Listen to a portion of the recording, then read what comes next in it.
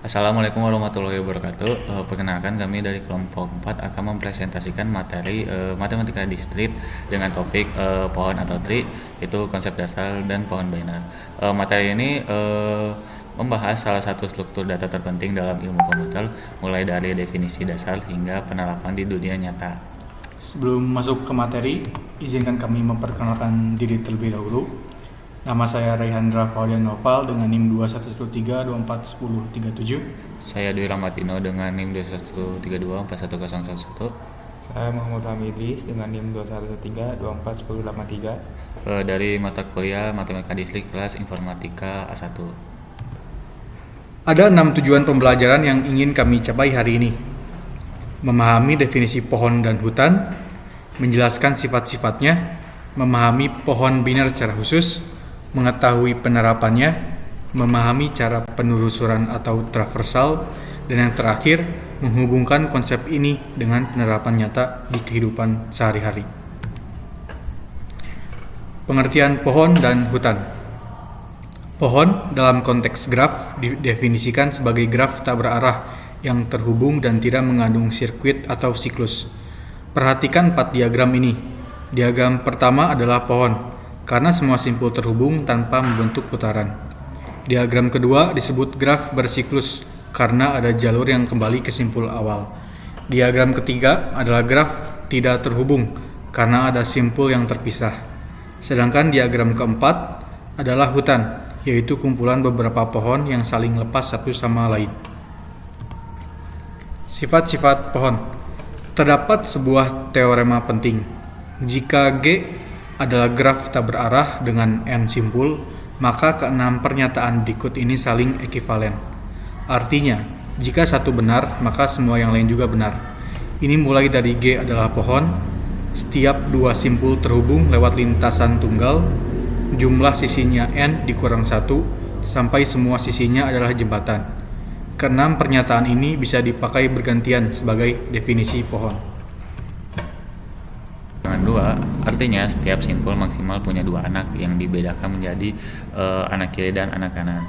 Ada 2 bentuk khusus yang perlu diketahui, yaitu pohon biner penuh, di mana setiap simpul dalam punya tepat 2 anak, dan pohon biner seimbang, di mana tinggi pohon kiri dan kanan hanya boleh berbeda maksimal 1 tingkat. Terapan pohon biner. Ada 2 penerapan penting pohon biner. Pertama, pohon ekspresi, yaitu mempresentasikan ekspresi matematika seperti A plus B dikali C dibagi D plus E.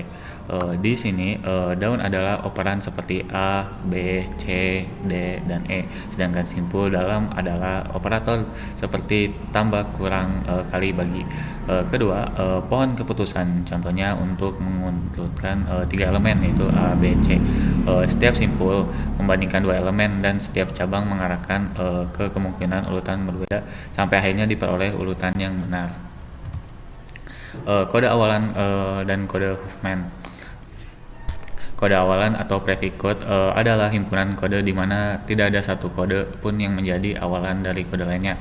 Contoh himpunannya yaitu 000, 001, 01, 10, dan 11. Nah, kode Huffman adalah salah satu metode untuk membangun kode awalan berdasarkan frekuensi kemunculan simbol.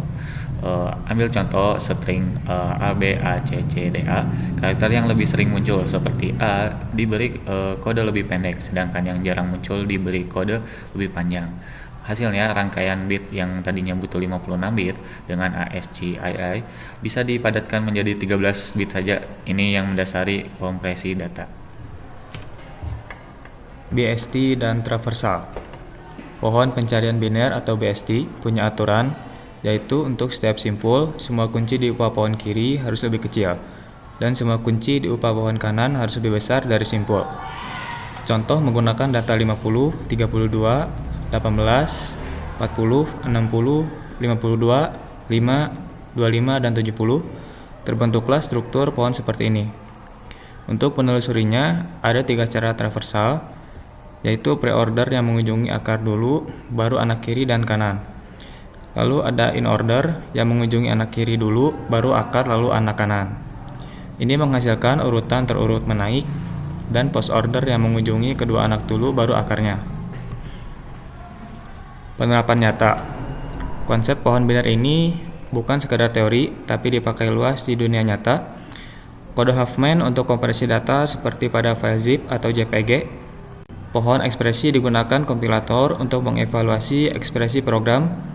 BST dipakai dalam basis data dan struktur pencarian yang efisien. Dan pohon keputusan menjadi dasar dari sistem pendukung keputusan, bahkan algoritma machine learning modern. Kesimpulan, sebagai rangkuman, pohon adalah struktur data fundamental berupa graf tak berarah yang terhubung tanpa sirkuit. Dari definisi dasar ini, kita mempelajari berbagai sifat ekivalennya, bentuk khususnya yaitu pohon biner, cara menelusurinya lewat traversal, hingga penerapannya yang sangat luas, mulai dari kompresi data sampai machine learning. Demikian presentasi dari kami, terima kasih atas perhatiannya.